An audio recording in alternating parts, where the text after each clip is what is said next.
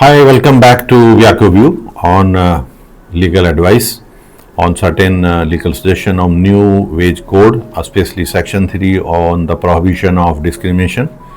The theme is beyond just equal pay. So section 3 basically replicate the old Equal Remuneration Act. It keeps the spirit of that law but integrate it directly into the wage code. It has two main two main component. If you see, first is the pay parity rule, we call PPR rule, section 3(1). The law states that clearly no employer shall pay less to an employee of the opposite sex for the same work or work of the similar nature. So same and similar nature of work, no employer can discriminate and pay less to the employee.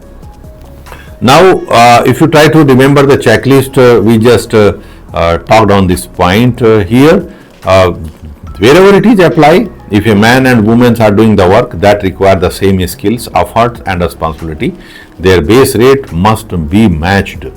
Okay, so management have to make such a policy, SOPs or directives in the system, in the pop-up in the system, where such kind of any let loose or leakage of informations, even if there some woman is required or man is required for that particular or such experience is required, there has to be a clear-cut region and the conditions and restrictions that other genders cannot do it.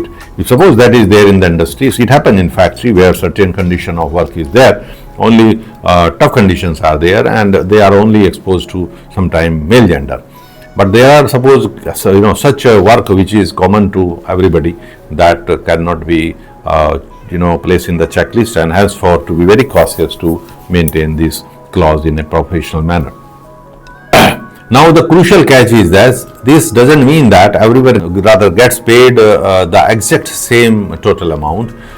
You can pay more for seniority, merit or location, but you cannot pay more simply because he is the head of the household or she is a secondary earner, and those justifications are now legally dead.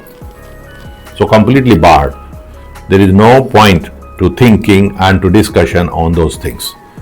So now as far as the recruitment rule under section 3(2), which is very much categorically explained in the act of discrimination, this often overlooked earlier most of the time of hiring. HR may not have that understanding to elucidate those hiring. So under this code says that you cannot discriminate on the ground of sex during recruitment or in the condition of employment like promotion, training and transfer. So important is, if I say exception, the only time you can restrict a job to a specific gender is if another law specifically restrict. For example, certain hazardous role, if suppose are only fit to the man, where employment of women is restricted by the Factory Act or by some other PAR Act.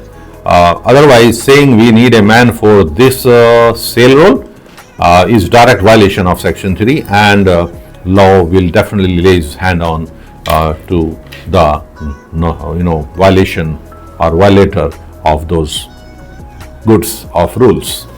So this was a talk which I thought let me come up and clear the bubble, because a lot of my friends, colleagues and my viewer, they were thinking to discuss it over. But still, if somebody is having doubt, can put in the comment.